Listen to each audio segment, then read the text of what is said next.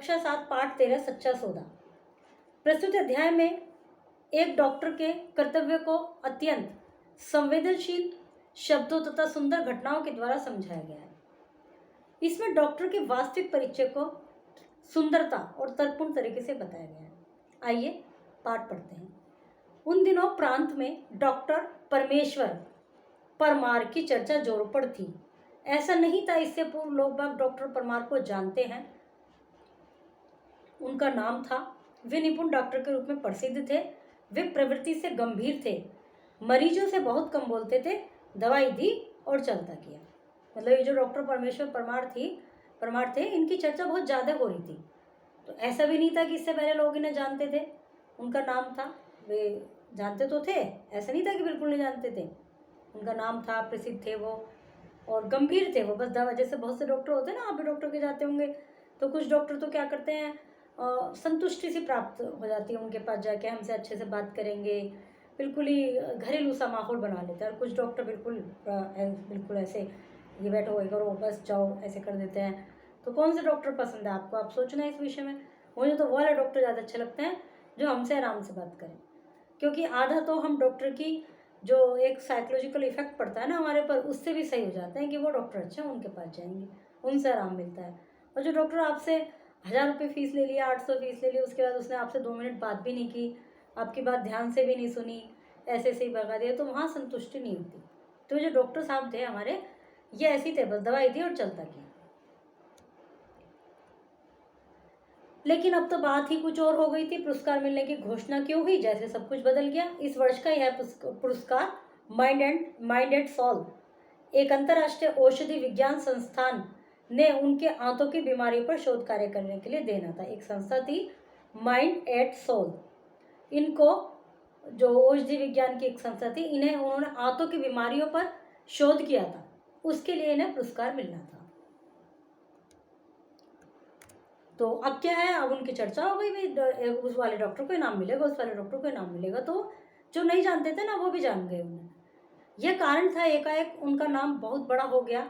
प्रांतीय, राष्ट्रीय ही नहीं, अंतर्राष्ट्रीय पत्र पत्रिकाएं भी उनकी चर्चा चित्र सहित प्रकाशित करने लगी।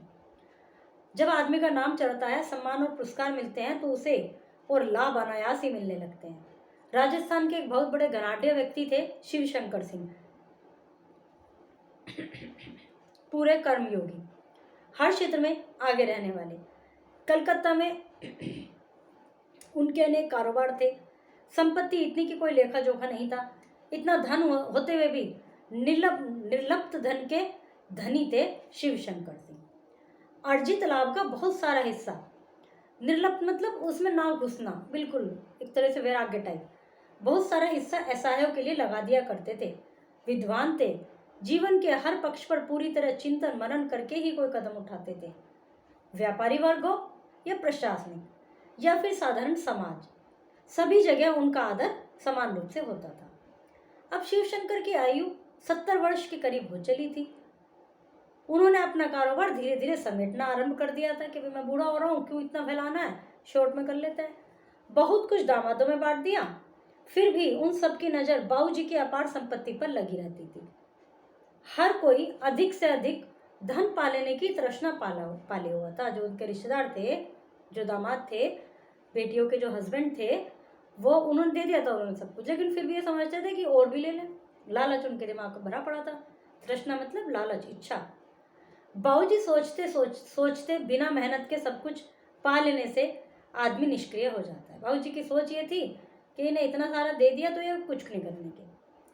यही वे दिन थे जब डॉक्टर परमेश्वरम परमार की चर्चा जोरों पर थी और इधर शिवशंकर बाबू अपनी ठेठ गांव रानी पदानी बसने के लिए आ गए।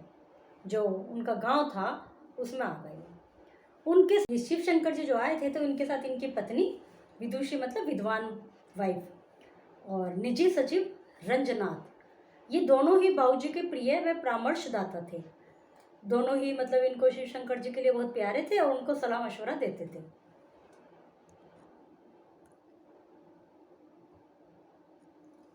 दोनों ही बाबूजी की आज्ञा मानने में अपने जीवन की सार्थकता पाते थे। लोग उनको सलाह मशवरा तो देते ही थे, लेकिन इनको आज्ञा भी बहुत मानते थे। एक दिन इन सब ने मिलकर योजना बनाई। रानी पदानी गांव के आसपास दूर दूर तक कोई अस्पताल नहीं था, तो ग्रामीण जन कष्ट पाते थे। बाबूजी के अनुसार नैतिकता का तकाजा है, उनके इतने बड़े धन भंडार से उनके मूल गांव वालों को भी हिस्सा मिलना चाहिए। मतलब ये मेनली इस गांव के थे, तो इन्होंने देखा भाई आसपास कोई अस्पताल नहीं है, तो लोग बाग परेशान हैं, तो मैं इस गांव का बेसिकली रहने वाला हूँ, तो मेरी जो इतनी बड़ी धन संपत्ति है, मेरा जो धन भंडार है, उस पर गांव वालों का भी कुछ अधिकार होना चाहिए, उन्हें भी उसमें से कुछ हिस्सा मिलना चाहिए। और नहीं तो सब मेरे का बेटे बेटियां हड़प लेंगे, जो इनके दामाद थे, बेटे थे, इनको लग रहा था कि भाई वो सब हड़प लेंगे, तो इसलिए उन्होंने सोचा अस्पताल बनवा देते हैं। सभी एक मत से सहमत हुए कि शीघ्रतापूर्व वहाँ एक बड़ा अस्पताल बनाना चाहिए, और प्रमुख डॉक्टर होंगे परमेश्वर परमार, और उसके जो मेन डॉक्टर होंगे, जिनके लिए अस्पताल मतलब जो मुख्य चिकित्सक होते हैं ना अस्पताल के, वो होंगे परमेश्वर परमार। वेतन 30,000 प्रतिमास और दूसरी सब सुविधाएं, इनको परमेश्वर जी को 30,000 रुपये महीना मिलेंगे और अन्य सुविधाएं मिलेंगी। शहर से बड़े ठेकेदार को बुलाकर इमारत खड़ी करने का आदेश दिया गया। इधर निजी सचिव रंजनाथ प्रस्ताव लेकर चल पड़े डॉक्टर परमार के साथ। अब मिस्त्री वगैरह को बुलाकर ठेकेदार जी को बनने का ऑर्डर दे दिया, और अब डॉक्टर साहब से बात करने के लिए जाना था। गर्मियों के दिन थे, मगर एक दिन पूर्व बरसात पड़ी थी। जब रंजनाथ चले तो मौसम में थोड़ी तरावट थी, जैसे आजकल हो रहा है ना कि गर्मी तो खूब है, लेकिन कल बारिश आई तो आज मौसम अच्छा सा है, तो मौसम थोड़ा ठीक ठाक था। उनकी बस रास्ते में खराब हो गई। रंजनाथ ने आगे का मार्ग पैदल चलने का निर्णय ले लिया। बस खराब हो गई तो सोचा पैदल निकल जाते हैं, ताकि समय सीमा में ही डॉक्टर साहब से संपर्क साधा जा सके और वापस लौट सके। इसलिए सोचा अब थोड़ा बहुत पैदल चला जाऊँ। दूसरी बस तो रोज दो रोज बाद आनी थी। दूसरी बस का वेट करेंगे तो 2 दिन तक रुकना पड़ेगा। कच्चा रास्ता बहुत छोटा पड़ता था, फिर भी गाँव का कच्चा रास्ता, ऊपर से उमस उठनी शुरू हो गई। कच्चे जैसे कहते हैं ना कि भाई कच्चे कच्चे में वो चले जाओ पास पड़ेगा, तो वहाँ से चल दिए वो। उमस हो गई, बारिश के बाद उमस हो जाती है। इससे उनकी हालत अधमनी सी बन गई। शहर आते ही उन्होंने देखा डॉक्टर के बंगले पर मरीजों की अपार भीड़ जमा थी। लोग बाग बंगले में ही पेड़ों के नीचे पड़ी बेंच पर बैठे थे। जो डॉक्टर साहब का बंगला था उसमें ही पेड़ के नीचे बेंच पड़ी थी, उस पर बैठे थे। इतनी भीड़ थी। सभी डॉक्टर साहब की प्रशंसा कर रहे थे। हर मरीज को कम से कम 2-3 मिनट देते हैं, ऐसे कह रहे थे। बातों बातों में मरीज का आधा रोग दूर हो जाता है। पैसे नाम मात्र के, इसलिए वो मरीजों का तांता लगा रहता है। लोग उन्हें भगवान का दूसरा रूप कहते हैं। एक और डॉक्टर मिल गए इन्हें अभी रास्ते में, अभी उनके पास नहीं गए। परमेश्वर जो है, परमेश्वर उनका तो है कि वो मरीजों से बात नहीं करते हैं। फटाक से दवाई दिया और चलता कर दिया। उन्होंने कोई रिसर्च कर ली, कोई शोध कर ली, जिस वजह से उनको पुरस्कार मिलना था औषधि संस्था से किसी से। तो इनके दिमाग में भी आया भाई वही अच्छा डॉक्टर है, उसी के पास चलते हैं बात करने के लिए जा रहे थे, तो रास्ते में बस खराब हो गई। तो सोचा कच्चे रास्ते से खुद चला जाऊं। रास्ते में हालत खराब हो गई। फिर एक डॉक्टर साहब दिख गए शहर आते ही, तो पूछा भाई कौन से डॉक्टर है। पता चला डॉक्टर मधुस्वामी। यह सुनकर उन्हें निराशा हुई। वे तो समझे थे कि मंजिल मिल गई, और भाई मेरा डॉक्टर ही आ गया है, डॉक्टर परमेश्वरम। फिर पता चला डॉक्टर परमेश्वरम परमार का ठिकाना भी 1.5 मील आगे है। वो जो डॉक्टर है जिसके पास जाना है इन्हें, वो तो भी 1.5 मील आगे हैं। उनके मुंह से अनायास निश्वास निकला। लोगों से कहा, आप इन्हीं डॉक्टर स्वामी।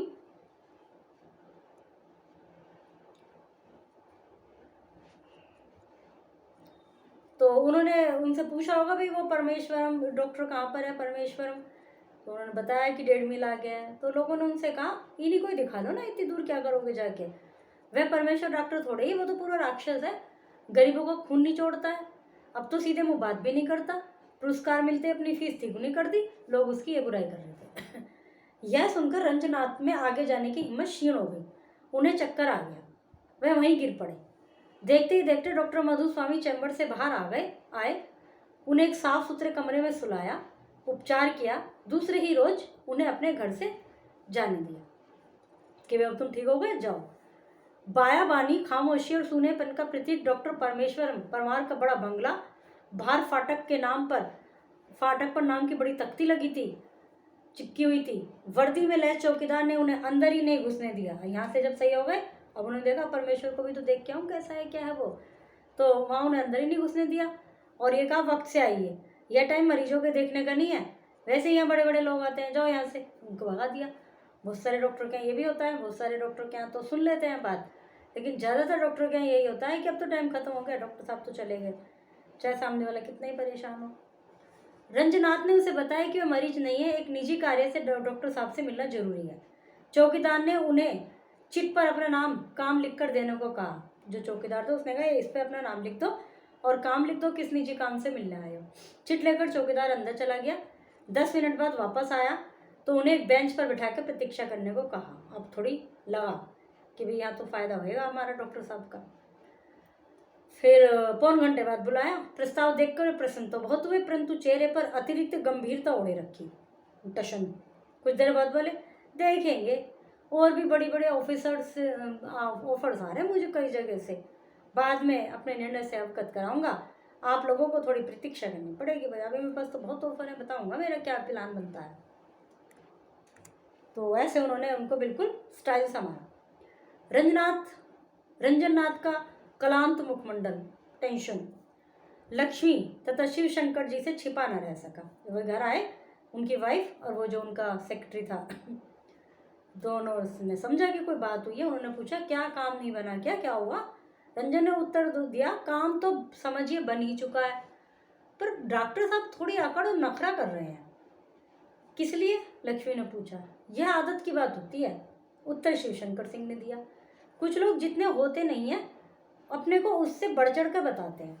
हाव भाव से सामने वाले की उपेक्षा करके ही उनका अहम संतुष्ट होता है। मतलब सामने वाले को यूँ दिखा के कि तो कुछ नहीं है, उन्हें संतुष्टि मिलती है। क्यों रंजन, मैं कुछ गलत तो नहीं कह रहा? रंजन ने उनके पांव पर हाथ रखते हुए कहा बाबूजी आप आनंद हैं। फिर रंजन नाथ ने धीरे धीरे यात्रा का पूरा वर्णन उन्हें सुनाया और अंत तक बता दिया। डॉक्टर परमार ने पानी तक नहीं पूछा। लक्ष्मी बोली पुरस्कार मिल जाने से कोई बड़ा नहीं हो जाता, आजकल तिकड़म से पुरस्कार हासिल कर लिए जाते हैं। हमें कुशल डॉक्टर तो चाहिए ही, किंतु उससे पूर्व कोमल हृदय उदार मनुष्य भी होना चाहिए। कहा जाता है कि हमें भगवान ने इंसान बनाकर भेजा है। हम डॉक्टर, इंजीनियर, टीचर तो बाद में बने हैं। यदि हम अच्छे इंसान ही नहीं हैं तो इसका मतलब हम कुछ भी नहीं है। हम कितने बड़े डॉक्टर हो, हमारे अंदर इंसानियत नहीं तो हम बेकार हैं। हम कितने बड़े टीचर हो, हमारे अंदर इंसानियत नहीं है तो हम बेकार हैं। हम हर चीज़ में पैसा कमाने का सोच रहे हैं, हर चीज़ में अपना ईगो दिखा रहे हैं, अपनी टशन दिखा रहे हैं। तो उन्होंने कहा कि हमें डॉक्टर तो चाहिए ही चाहिए, साथ में वो कोमल हृदय का व्यक्ति भी होना चाहिए, क्योंकि डॉक्टर बातों बातों से मरीज का आधा रोग दूर कर देते हैं। क्यों? ऐसा उन्होंने पूछा, क्यों ऐसा है? फिर शिवशंकर ने कहा बिल्कुल ठीक कहती हो, मधान अधिकारी जो आदमी को आदमी नहीं समझता। हमारे भोले भाले ग्रामीण लोगों को उससे क्या भला होगा, वो तो इतना बदतमीज इंसान है, इतना टशन वाला है। थोड़ा रुक कर बोले रंजन जी आपको एक बार फिर कष्ट करना होगा। अब फिर वही का वही प्रस्ताव लेकर मेरी ओर से डॉक्टर मधु के पास जाइए, वे मान जाएंगी। क्या वे मान जाएंगे? शिवशंकर ने उत्तर दिया निश्चित रूप से। हाँ, वे अपने कुछ पुराने मरीजों के विषय में चिंतित हो सकते हैं। इसकी व्यवस्था भी हम पक्की सड़क बनवाकर मोटर गाड़ी चलवा कर देंगे। पुराने मरीज जैसे भाई मेरे पास यहाँ तो फलाना मरीज आता है, अब वहाँ जाऊँगी तो ये मरीज नहीं आ पाएगा, वहाँ जाऊँगा तो अब ये बेचारे परेशान हो जाएंगे। तो उसके लिए मोटर गाड़ी पक्की सड़क बनवा रहे हैं कि वे मरीज यहाँ भी दिखाने आ जाओ। और डॉक्टर परमार धीमे शब्द थे रंजन नाथ के, उनको तो मना करना ही है। शिवशंकर सिंह ने निश्चयात्मक स्वर में उत्तर दिया कि उसे नहीं रख रहे अब हम। बात खत्म। सही विकल्प के सामने राइट का चिन्ह लगाइए, सही का। मौखिक प्रश्न, लिखित प्रश्न है। निम्नलिखित शब्दों के विलोम शब्द लिखिए। पुरस्कार, तिरस्कार, जीवन, मरण, प्रसिद्ध, अप्रसिद्ध, इस तरह से। संधि विच्छेद कीजिए। निश प्लस क्रिया, सार्थक प्लस ता, संधि विच्छेद करने हैं। इंटरनेट या पुस्तकालय से पता कीजिए और लिखिए निम्नलिखित रोग क्यों होते हैं। स्कर्वी, बेरी, रिकेट्स, गंडमाला। ये किस विटामिन की किस कमी से होते हैं, किस न्यूट्रिएंट्स की कमी से होते हैं। पाठ समाप्त हुआ।